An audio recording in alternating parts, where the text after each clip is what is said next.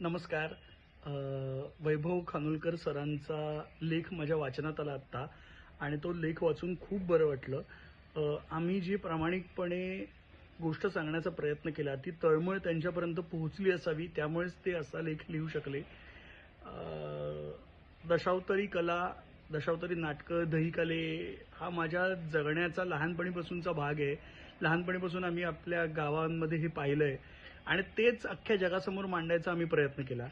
त्याच्यात काहीतरी चुकलं माकलं असणार आहे, त्यात काहीतरी राहून गेलं असणार आहे, पण या सगळ्यामागे हेतू केवळ एवढाच होता की आपली ही जी दशावतारी कला आहे त्याची तोंड ओळख आपल्या राज्यातल्या, आपल्या देशातल्या आणि जगभरातल्या प्रेक्षकांपर्यंत व्हावी आणि त्याचा थेट फायदा हा आपल्या कलाकारांना व्हावा, आपल्या दशावतारी खेळांना व्हावा. आता तो कसा व्हावा?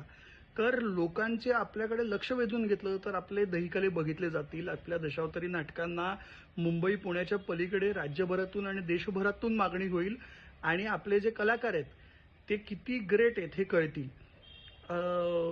आपल्या सिनेमामध्ये आपल्याच दशावतारी नाटकांमधले बरेच कलाकार आहेत आणि त्यांना आता देशभरातनं आणि राज्यभरातनं लोक ओळखायला लागलेत. त्यांना तसे मेसेज यायला लागलेत, फोन यायला लागलेत. आपलं यश दळवी असेल, दादा राणे असतील, संतोष लडकरजी असतील, यांच्याबद्दल लोक लिहून यायला लागले, पेपरात लिहायला लागलेत, व्हिडिओ बनायला लागलेत. तर हे सगळं जे आहे हे व्हावं अशीच आमची इच्छा होती.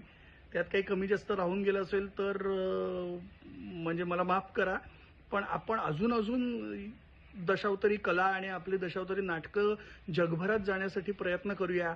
दशावतार हा चित्रपट ही फक्त त्याची सुरुवात आहे आणि ही सुरुवात मायबाप प्रेक्षकांनी यशस्वी करून दाखवली आहे. याच्यात आपल्या कोकणी माणसाचं खूप मोठं योगदान आहे आणि तुमच्यासारख्या अभ्यासकांचं याला पाठबळ आहे. त्याबद्दल तुमचे खूप खूप आभार.